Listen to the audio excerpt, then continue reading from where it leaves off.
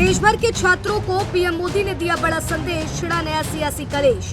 योगी ने किया फैसले का स्वागत, आएगी पेपर लीक के आरोपियों की आफत। सरकार ने बदली रणनीति, छात्रों की बात धर्मेंद्र प्रधान के इस्तीफे पर क्यों अड़ी? ये सवाल इसलिए क्योंकि करीब एक महीने से देश की सड़कों पर छात्र हैं, संसद के भीतर विपक्ष है और सोशल मीडिया पर लगातार सवाल उठ रहे हैं। और इन सब के बीच आधी रात को पीएम मोदी का अचानक सामने आना कई नए सवाल छोड़ गया। प्रधानमंत्री ने छात्रों को भरोसा दिलाया है कि पेपर लीक के खिलाफ अब पहले से कहीं ज्यादा सख्त कानून बनाया जाएगा।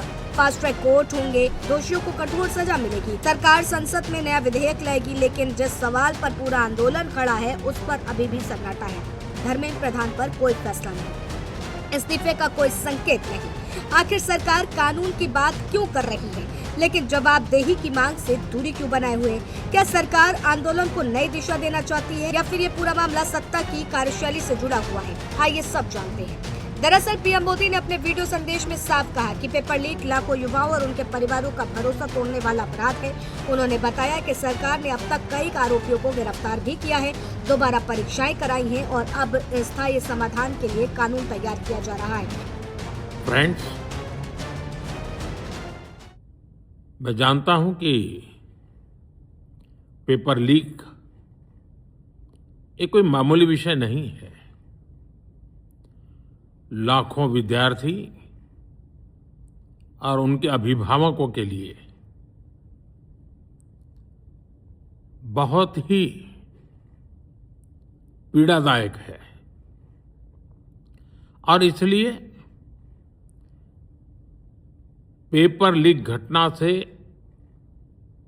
अब तक पिछले 2.5 महीनों में अनेक विध कदम उठाए गए,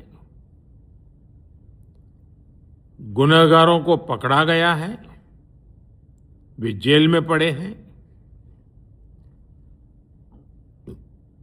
हमारा सबसे महत्वपूर्ण जिम्मा था कि विद्यार्थियों का 1 वर्ष बर्बाद न हो। लेकिन इसी के साथ सबसे बड़ी बहस ये शुरू हो गई कि अगर सरकार इतनी गंभीर है तो फिर शिक्षा मंत्री की जिम्मेदारी तय करने से क्यों बच रही है? सरकार के इस कदम पर विपक्ष ने तुरंत हमला बोला।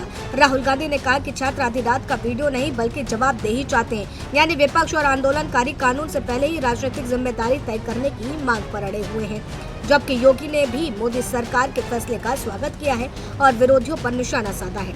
अब सवाल यही है कि आखिर सरकार इस्तीफे से इतनी दूरी क्यों बनाए हुए है? इसके पीछे एक राजनीतिक सोच की भी चर्चा हो रही है। साल 2015 में राजनाथ सिंह ने कहा था कि एनडीए सरकार दबाव में मंत्रियों के इस्तीफे लेने वाली सरकार नहीं है। पिछले कई सालों में भी अलग अलग विवादों के दौरान मंत्रियों के इस्तीफे की मांग उठी है, लेकिन सरकार ने सार्वजनिक दबाव में तुरंत फैसले लेने से परहेज किया है।